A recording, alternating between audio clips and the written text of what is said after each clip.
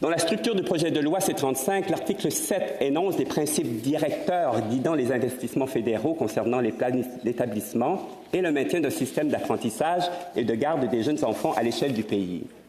Pour sa part, l'article 8 comporte un engagement financier contraignant et constitue par le fait même le cœur du projet de loi C-35. Autrement dit, c'est l'élément concret de mise en œuvre du continuum en éducation pour les communautés de langue officielle en situation minoritaire. Voilà pourquoi je nous interpelle tous à ce sujet aujourd'hui en troisième lecture.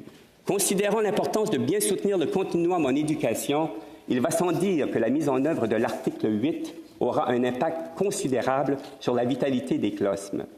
Maître Michel Bastarache, ancien juge à la Cour suprême du Canada et sommité en matière de droit linguistique, affirme dans un message envoyé au comité SOCI, et je cite, « À l'article 8, il me semble que l'intention est de garantir un financement continu pour les groupes faisant face à l'assimilation, les Autochtones et les francophones hors Québec. » Fin de la citation.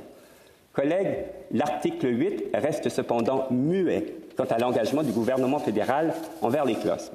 Collègues, je propose donc que le projet de loi C-35 ne soit pas maintenant lu une troisième fois, mais qu'il soit modifié à l'article 8, à la page 6, par substitution aux lignes 14 à 22 de ce qui suit. 8, parenthèse 1. Le gouvernement du Canada s'engage à maintenir le financement à long terme des programmes et services d'apprentissage et de garde des jeunes enfants, notamment ceux destinés aux peuples autochtones et aux communautés de langue officielle en situation minoritaire. 2. Ce financement doit être accordé principalement dans le cadre d'accords avec les gouvernements provinciaux et les corps dirigeants autochtones et autres entités autochtones qui représentent les intérêts d'un groupe autochtone et de ses membres. Je vous remercie. Tout engagement qui n'est pas codifié dans une loi demeure précaire. Les gouvernements changent, les lois restent. Le Sénat du Canada a un rôle de représentation et de protection des minorités, dont les minorités linguistiques. En accordant à cet amendement toute l'attention nécessaire, nous nous arrogeons de notre important rôle. Et donc, laissez-moi être clair, les CLOSM ne demandent pas un privilège avec ces amendements, ils demandent d'être bien outillés sur le plan législatif afin que leurs droits puissent être respectés partout au Canada. En fait, l'article 8, l'amendement dans l'article 8, qu'est-ce qu'il vient faire exactement?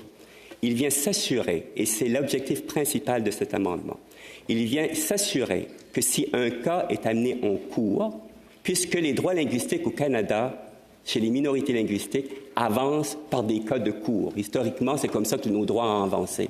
Cet amendement vient juste protéger cette question d'interprétation en cours quand le gouvernement, si un cas devait aller en cours, qu'il y a une cohérence dans l'interprétation entre l'article 7 et l'article 8. C'est essentiellement ça. Et c'est bien sûr, ça engage le financement à long terme pour le gouvernement fédéral. Merci. Yeas pour 58-58, nays contre 20-20, abstentions, abstention 3-3.